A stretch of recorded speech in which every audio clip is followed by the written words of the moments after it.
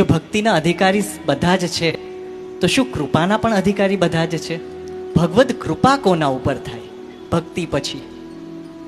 બહુ સુંદર પ્રશ્ન કે ભક્તિના અધિકારી અગર બધા છે તો કૃપાના અધિકારી બધા છે કે નહીં?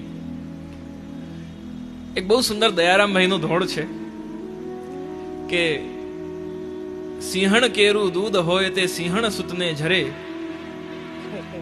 પ્રેમ રસ તેના ઉર્મા ઠરે, જે કોઈ પ્રેમ અંશ અવતરે.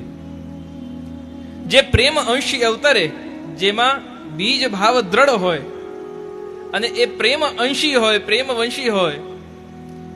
ગોપાલદાસજી વલ્લભાખ્યાનમાં પણ કહે છે, દૈવી આસુરી બે પ્રગટાવી દ્વિધા પ્રકાર પ્રભુએ. જે દૈવી સૃષ્ટિ છે, જે પ્રભુના અંગમાંથી પ્રભુની લીલા સૃષ્ટિ પ્રગટ થાય છે, એ લીલા સૃષ્ટિ વિવિધ પ્રકારના પ્રકારોથી, કોઈ સત્સંગના માધ્યમથી, કોઈ ગ્રંથના માધ્યમથી, કોઈ સદ વૈષ્ણવના માધ્યમથી, કોઈ વૈશ્વાનરના માધ્યમથી, વિવિધ પ્રકારથી સંગના પ્રભાવથી એ જીવ પોતાની સ્વરૂપ જ્ઞાન કરી અને ભગવાનને સમર્પિત થઈ શકે એ અધિકારી છે. સ્વાધિકારાનુસારેણ માર્ગસ્ત્રેદા ફલાયહી શાસ્ત્રાર્થ પ્રકરણમાં શ્રી મહાપ્રભુ નિબંધમાં આજ્ઞા કરે છે કે સ્વાધિકારાનુસારેણ જે અધિકારી છે એને સ્વયં એ કોઈ પણ જગ્યાએ હોય, એવા ઘણા ઉદાહરણ છે, હમણાં એનો વિસ્તાર નથી કરવો.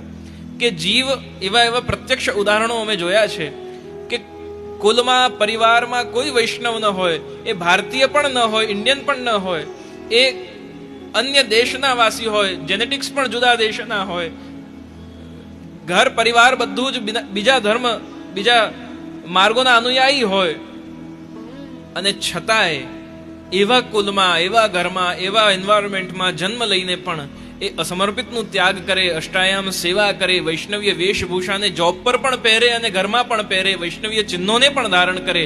એટલે જેની ઉપર કૃપા કરવી છે એની માટે કોઈ બાધ નથી.